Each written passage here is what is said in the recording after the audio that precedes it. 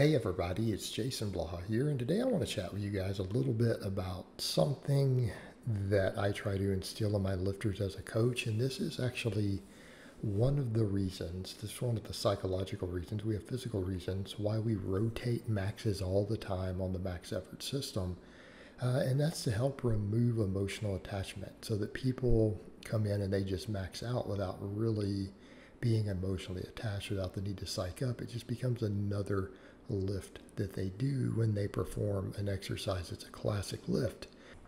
And it's one of the bigger problems that I've had with clients, particularly online clients, to where they think that they need to be psyched up, they think that they need a pre-workout, they think that they need to be screaming, or whatever it is that they need to do in order to hit big lifts. And the reality is, all that stuff does, when you do that, and I'm not talking about in a competitive environment, I'm saying you should save that for a competition.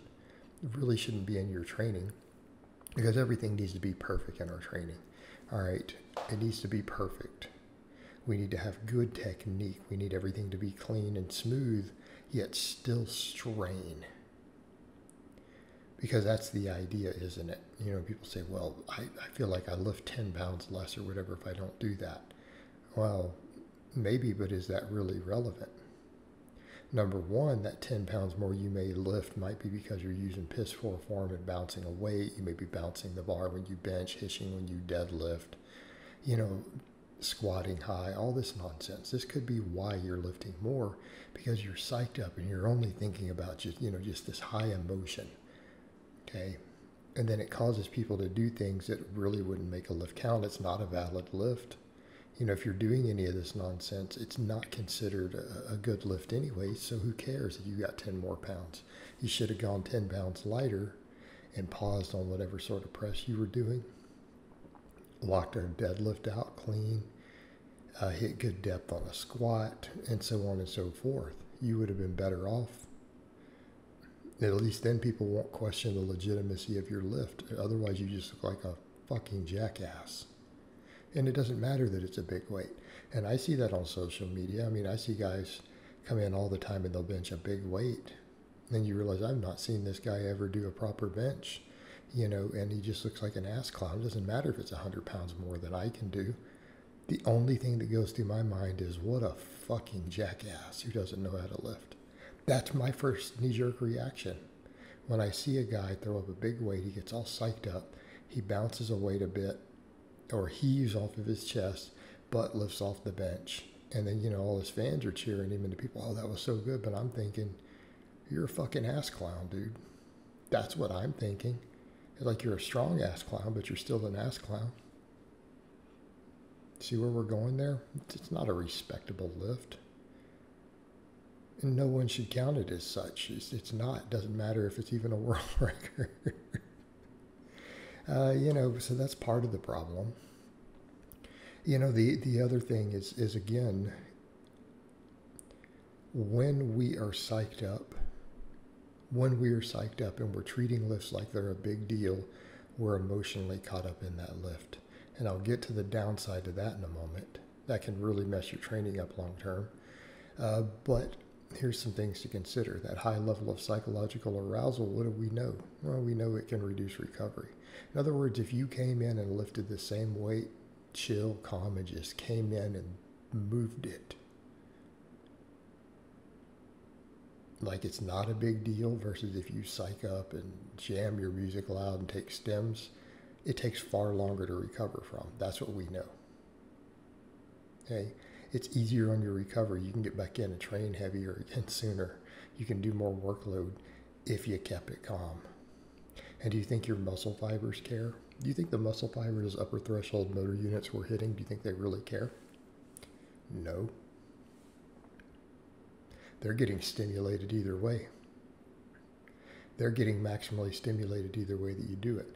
Now, the other thing with the jackass form is that, when people get emotionally tied up in these lifts, and I had a client who we left on bad terms, one of the few that I have, who, people notice he used to do all that. Guy has no business coaching anyone. Okay? He's not fit to coach. He can't even coach himself. And I'm going to leave it at that. He would do that stuff. And here's the problem. It's that he could do a clean, beautiful lift until it started getting heavy. As soon as he started trying to max, what happened? He'd get all psyched up. The form would look like crap because he's so psyched up. The other thing that happens, this is where injuries and mistakes occur. I had a lifter who's up in the 500 squat range now, and yes, he weighs less than 200 pounds. Who, when we came in early on, he would psych himself up. Anytime there was 405 on the bar, when we hit that fourth plate, it was a mental barrier for him, and he'd have to psych up and freak out, and he would do stupid stuff. His squats would look terrible.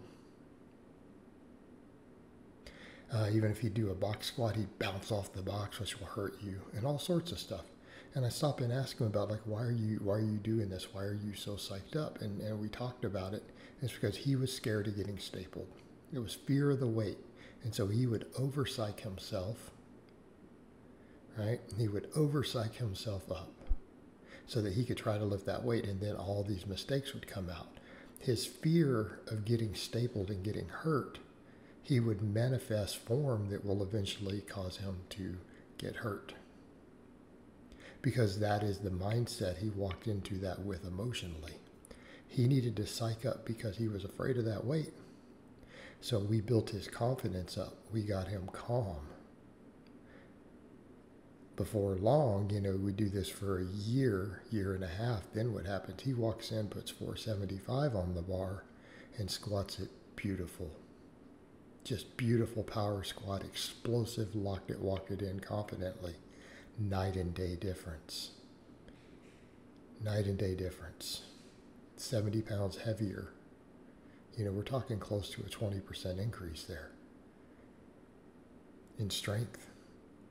And yet he could do it smooth, he could do it pretty, he could do it clean without risk of hurting himself. Okay?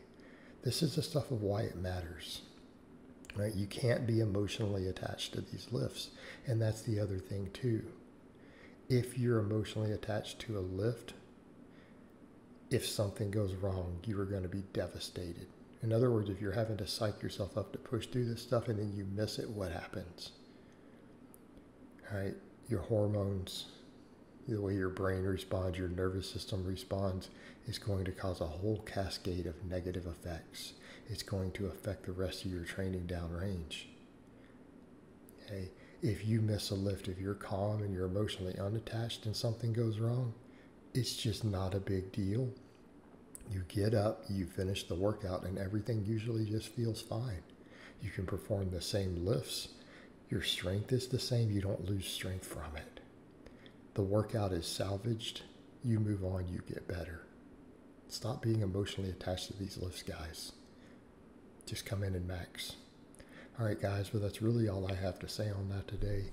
I hope it's been informative, and I'll talk to you guys next time.